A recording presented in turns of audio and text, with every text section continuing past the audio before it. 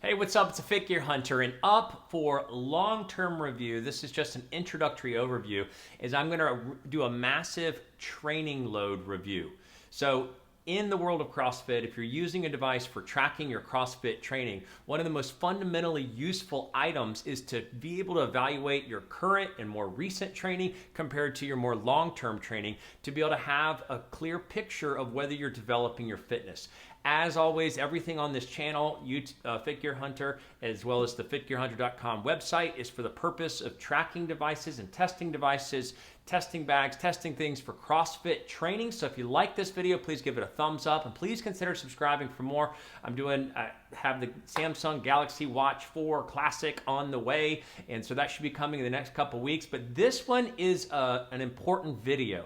This one is a massive overview of all the different training devices when it comes to training load tracking. Now, currently there's only 4 major device manufacturers that do training load tracking over time: Coros, Suunto, Garmin, and Polar. So Coros developed the Evo Labs. Suunto has what they have incorporated with a company called Training Peaks. Garmin does their own training development, and it is out now. They own Firstbeat Analytics, and Firstbeat runs all of the analytics for training load over time, as well as VO2 max and things like that. And then Polar has an in-house called Cardio Load Pro. So what is it and why is it important? So we're going to talk about what it is and why it's important, the different aspects you can see, what we're going to be tracking over the upcoming weeks for the final and full review of all the training load tracking metrics over time. And then lastly, what are some of the pitfalls that can actually come up when doing CrossFit training and tracking your training load? So, number one, what is training load and why is it important to CrossFit? Well, training load helps you evaluate your fitness development by looking at the exertion level of recent workouts compared to the exertion level of workouts over a longer period of time. That's sort of considered your base fitness, like how much time you've put in over a series of weeks. Some track 4 weeks, some track 42 days. So they each track different aspects, and we'll look at that in the full and final review. We're just going to sort of summarize and look in general at each of the platforms today and some of the things you can see on the watches. But it helps you to see, are you developing your fitness are you developing the load placed on your body in the recent days versus your load placed in your body just on average over a long-term period of time. And that's why this is a long-term period review. So I've got the Coros Pace 2, which tracks all the Evo Labs. I finally got a Suunto watch, the Suunto 9, to be able to track the Suunto and the Training Peaks. I've got the Polar Vantage V2 and the Garmin Fenix 6 to be able to track each of those platforms. And so the Polar and the Suunto, I've just started to develop my baseline because I hadn't been wearing those watches previously. And so that's why it's going to take us 4 to 5 weeks to fully and more accurately, assess all these things. But the basic thing is your body has a certain level it can take. There's a certain level of base fitness, certain level of how much work you can put in, and then you can see in each of these watches, and one of the requirements is that they have some sort of exertion evaluation built into their training platform. So they're not just telling you how much time you spent in the different heart rate zones. They're not just giving you different time in the zones or a graph and things like that. They're not just showing you your heart rate, but they're evaluating how much load you placed on your body, how much exertion you placed, how hard your stress level, how far you pushed your body in that particular workout. So they have to have some form of load tracking or exertion tracking to be able to determine if your exertion level in the last week, it compares to the past 4 weeks or 42 days or whatever the length of time is, depending on the watch manufacturer.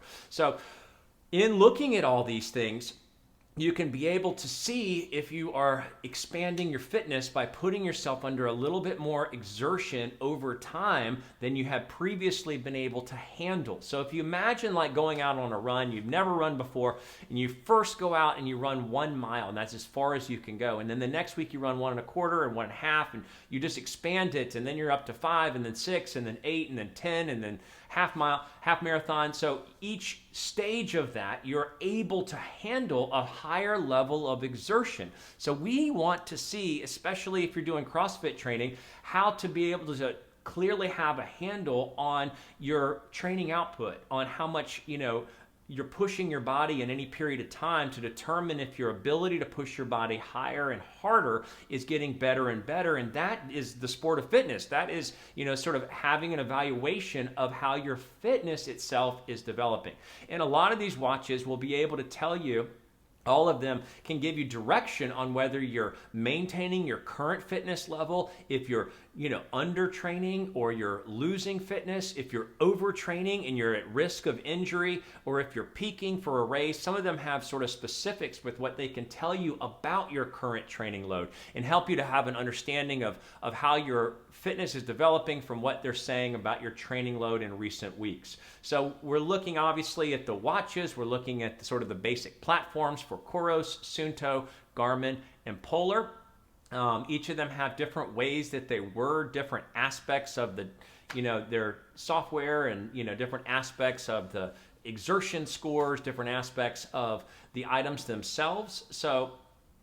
So what is the method of testing that we're going to do? So obviously we want to look at which, obviously they all require multiple days, multiple weeks to be able to say, okay, this is your base fitness and this is how much exertion you were under this week.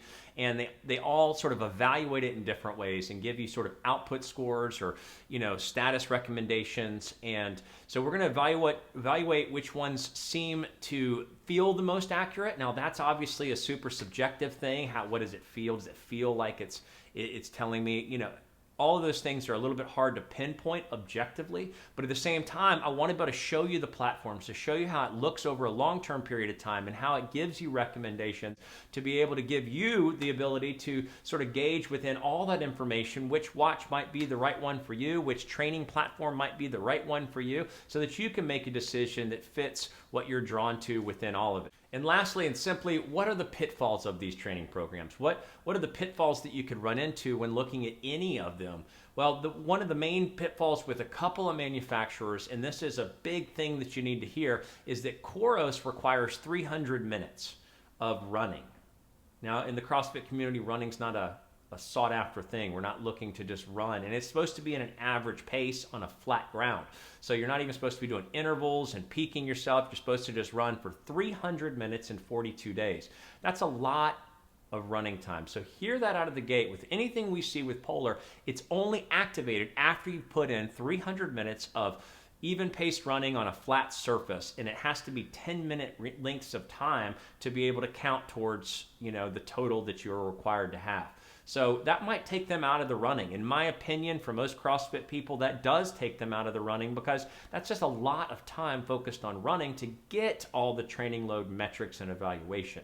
The other thing is with Garmin, in order to get the training status where it's telling you you're overtraining, undertraining, you're maintaining, you're peaking, all of those informational things, you have to do 2 5-minute runs using the run profile, which has the GPS tracking. And what their purpose is First Beat sort of requires a VO2 max to be able to evaluate, okay, what's your fitness level by looking at the VO2 max, and then they can help gauge if you're pushing yourself as hard as you need to, not just based on the level of exertion from past workouts in the last week and the last multiple of days. So Garmin requires 2 5-minute runs, and then you typically have to do a 5-minute run once a week using the run profile to keep the training status. Now, all the load stuff still gets calculated in the Garmin system.